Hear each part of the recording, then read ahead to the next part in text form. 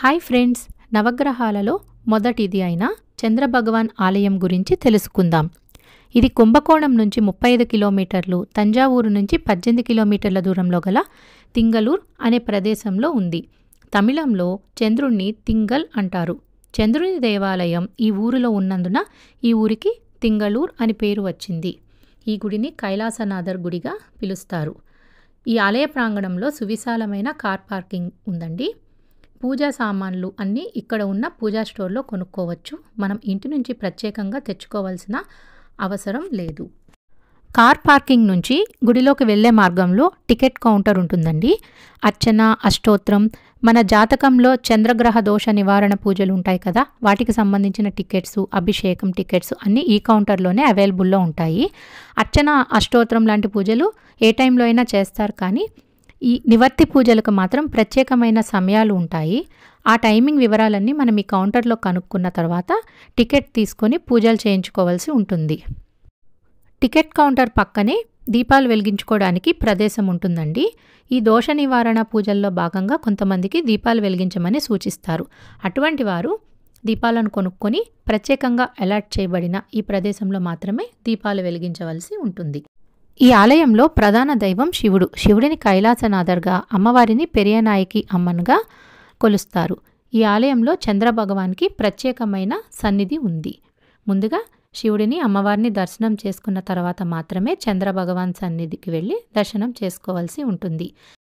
ఈ ప్రదేశాన్ని చంద్రపరిహార స్థలం అని కూడా అంటారు. చంద్రునికి 27 మంది భార్యలట, దక్ష ప్రజాపతి యొక్క పుత్రికలు.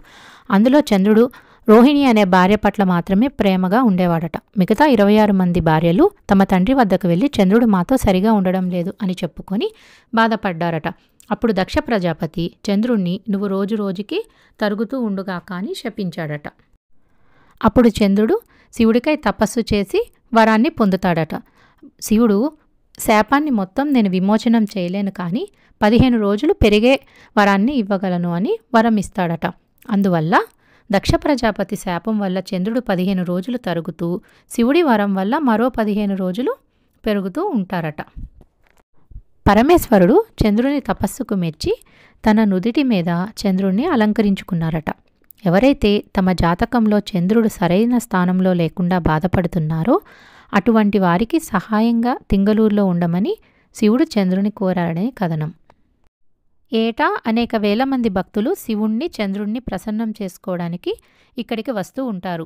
ప్రజలు తమ జాతక చక్రంలో చంద్రుడి చెడు ప్రభావం వల్ల ఏర్పడే దుష్ప్రభావాలను పోగొట్టుకోవడానికి, చంద్రుడి అనుగ్రహం పొందడానికి ఇక్కడికి వచ్చి చంద్రదోష నివర్తి పూజలు చేయించుకుంటూ ఉంటారు. వీటిలో కొన్ని పూజలు ప్రత్యేకమైన సమయంలో మాత్రమే చేస్తారండి. మీ జాతక చక్ర ప్రకారం ఏ పూజలు ఉన్నాయో ముందుగానే కనుక్కొని ఎగ్జాక్ట్ అదే టైంకి వచ్చి పూజలు చేయించుకోండి. మనం టైం దాటేసి వస్తే మళ్ళీ నెక్స్ట్ డే రండి అని చెప్తారు. ఇది మాత్రం ఖచ్చితంగా అన్ని నవగ్రహ టెంపుల్స్లో మనం పాటించవలసిన రూల్.